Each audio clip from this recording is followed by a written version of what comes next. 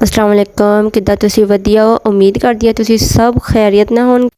ज़ुबान का चस्का साढ़े इस चैनल नूं सबसक्राइब करना ना भुल्लिओ और नाल ही बैल आइकन दा बटन प्रेस कर दिओ ताकि तुहानूं साडी सारियां वीडियो मिल सके और साडी इस वीडियो नूं पूरा देखिओ। अज दी रेसिपी आ मसूर की दाल और ये बहुत ही मज़े की रेसिपी साड़ी आ ते तुसीं साडी इस वीडियो नूं पूरा देखना वा ताकि कोई भी पार्ट तुसीं मिस ना कर सको और इंशाल्लाह तुहानूं ये रेसिपी बहुत ज़्यादा पसंद आएगी। अच्छा जी, एक पाव असीं ना मसूर की दाल लई आ ते आ तड़का मैं लगाना वा ते वो चीज़ां मैं रखिया वा की आ मैं दस दिंदी आ।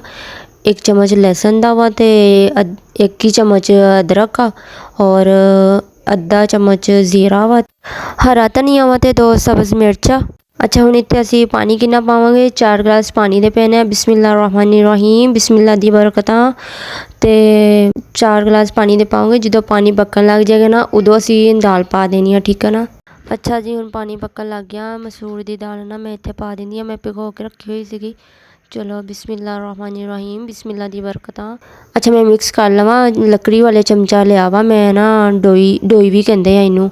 हाँ जी, ते होर ना इदा करो थोड़ी देर ढक दिए 10 मिनट जो पक्कन लग जाएगी ना उदों मैं मिर्चा पानिया वा, ठीक आ।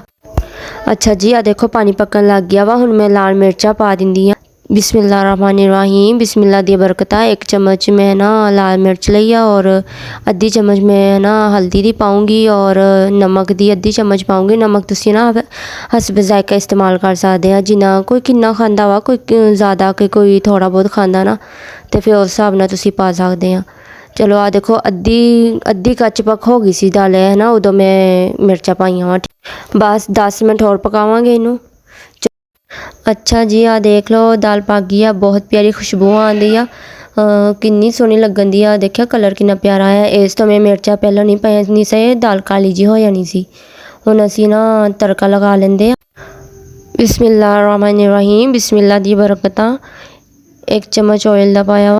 अच्छा जी, 1 चम्मच लहसुन दा पाया वा। इनू थोड़ा जिहा मिक्स करांगे और इदा करदे आ ना, तुसीं साडे चैनल नूं सबसक्राइब कर दो और नाल ही बैल आइकन दा बटन प्रेस कर दिओ। सानूं कमेंट करके ज़रूर दस्सिओ कि तुहानूं मेरी ये वीडियो किद्दां दी लगी और मैं इहदे विच अदरक भी पाता वा। चलो माशाल्लाह जी, आ देखो किन्नी प्यारी खुशबू आंदी है तड़के दी।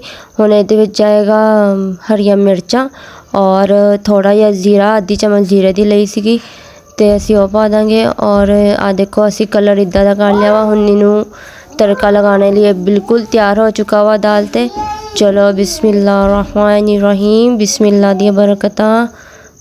तड़का लगा के ना मैं फ्राई पैन इद्दी दे दित्ता सी कि इहदी भाफ ना निकले और ना जेह्ड़ी भी खुशबू आ इहदी अंदर ही रवे तड़के दी। ते आ देखो किन्ना सोहना कलर आया। थोड़ा जिहा इहदे विच मिक्स कर लैंदे आ। चलो जी, हुण असीं हांडी नूं चुल्हे ते चढ़ा दिंदे आ दोबारा। 1 चम्मच गरम मसाला जाएगा। ठीक हो गया जी, हुण असीं हरा धनिया पा लेंदे आ। देखो किन्ना प्यारा कलर आ गया, माशाल्लाह माशाल्लाह, बहुत प्यारी खुशबू आ रही है, बहुत सोहना जायका वा, ज़ुबान का चस्का। और साडे इस चैनल नूं सबसक्राइब करना ना भुल्लिओ। बिस्मिल्लाहिर्रहमानिर्रहीम, बिस्मिल्लाह दी बरकतां। चलो माशाल्लाह, हुण असीं इहनूं किसी बर्तन ते कर लैंदे आ, तुहानूं दिखा दिंदे आ किन्नी प्यारी और किन्नी ही मज़ेदार मसूर दी दाल बनी आ। आहा, देख के तो मूँह ते पानी आ गया। चाहे तुसीं चावल वालो चाहे जो मर्ज़ी करो, पर मैनू तो दाल बहुत ही मज़े की लगन दी है। इंशाल्लाह तुहानूं बहुत अच्छी लगेगी, तुहानूं बहुत पसंद आएगी और साडे चैनल नूं सबसक्राइब करना ना भुल्लिओ। चलो ठीक है, तुसीं अपना बहुत सारा ख्याल रखियो, मैनूं अपनी दुआवां ते ज़रूर याद रखियो और असीं फिर मिलांगे अगली न्यू रेसिपी दे नाल। ज़ुबान का चस्का साडे चैनल नूं सबसक्राइब कर दो। उम्मीद करते हैं तुहानूं ये वीडियो बहुत पसंद आऊगी। ओके, अल्लाह हाफिज़, अपना बहुत ख्याल रखियो।